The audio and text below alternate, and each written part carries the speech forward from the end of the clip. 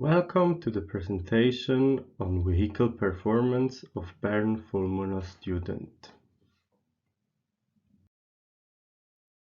My name is Jonathan Lampert and I'm Team Leader Suspension. This is the 6th season of Bern Formula Student and the season's car is called Aquila. I'm studying automotive engineering in the 2nd year at Bern University of Applied Science.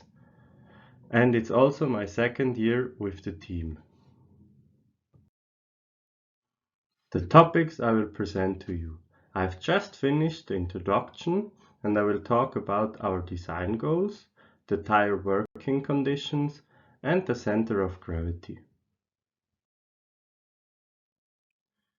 The design goals for the suspension were to improve the airflow, the driver's visibility, and to allow an optimal adjustment of the camber.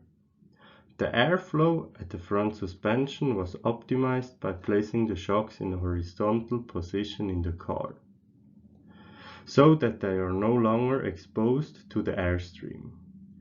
This positioning allows us to completely cover them with the body and improves the aerodynamics. In addition, the field of vision of the driver is significantly increased. For the chassis, the goal were to reduce weight compared to the previous season, in combination with the new front suspension to improve driver visibility and aerodynamics, and to achieve a torsional stiffness of 2,500 Nm per degree. This was achieved by adapting the geometry of the tubular steel frame. Furthermore, using E235 made the production much cheaper. It saved us around 300 Swiss francs. The frame now weighs 32.7 kilograms without brackets. In the field of visibility and aerodynamics, the front roll hub was lowered by 50 millimeters. This reduces the front cross-section of the car. The torsional stiffness was measured with only 1,600 Nm per degree. We weren't able to reach our goal of 2,500 Nm per degree, but the measured value is still high enough. Calculations showed that in an extreme load case of driving through a pothole, a stiffness of 1,103 Nm per degree is necessary. The largest cooperation with the aero department was with the cooling department. The aim was to integrate the cooling system into the side pods in such a way that the air resistance remained minimal. In addition, it had to be ensured that the cooling capacity was still sufficient. The cooling system, developed with the help of CFD, has a cooling capacity of 2.2 kilowatts for the motors and the inverter, and 750 watts for the battery. The air resistance only increased by 8 Nm per side pod, which is negligible. In addition, each side pod generates a downforce of 50 Newton at 55 km per hour. We use tires from the manufacturer Continental. The tires have been tested by the manufacturer and are documented. Since we have a rear-wheel drive concept, we are limited in engine power. So we decided to mainly concentrate on lateral acceleration. The force on the wheel at maximum lateral acceleration on our car is 1300 Newton, so the lateral performance zone of our tires would be between 0.8 and 1 bar tire pressure. For various tests, the tire temperatures are measured on all 4 tires before and after the test. The temperature are measured on the outside, the inside, and in the middle. This allows us to determine the optimal working range of the tires. Furthermore, the temperature difference between the inside and the outside can provide us information about the suspension geometry, especially about the camber and the toe.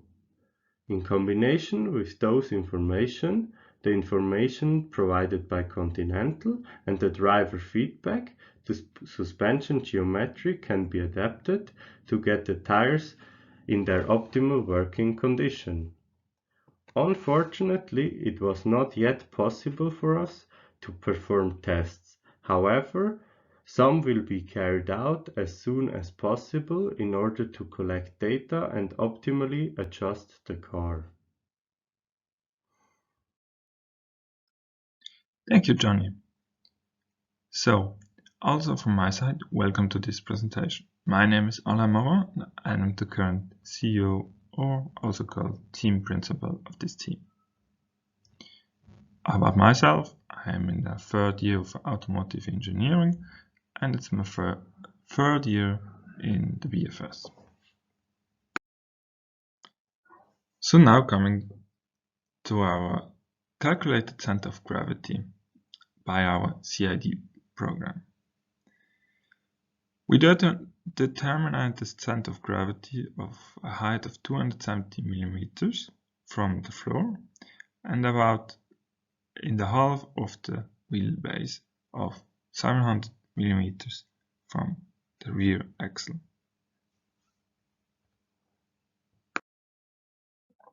To measure the center of gravity, we use the method in which a scale is placed under each wheel.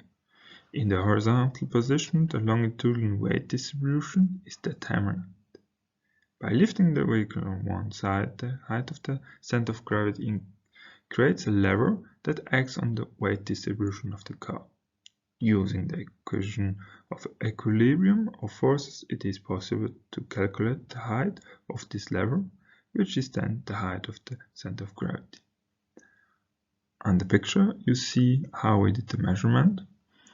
The car at this state has an angle of 24.4 degrees. Evaluation. The difference are 15 and 16% respectively. This difference can be explained by the fact that all cables, cooling hoses and screws are not modeled in the CAD. Especially in the battery, simplifications were made. However, we are still satisfied with a weight distribution of 43% to the front and 47% to the rear, and a lower center of gravity than expected. In the name of the Performance student, we thank you for your attention and hope you enjoyed this presentation. Goodbye and see you soon at the Dynamic Disciplines.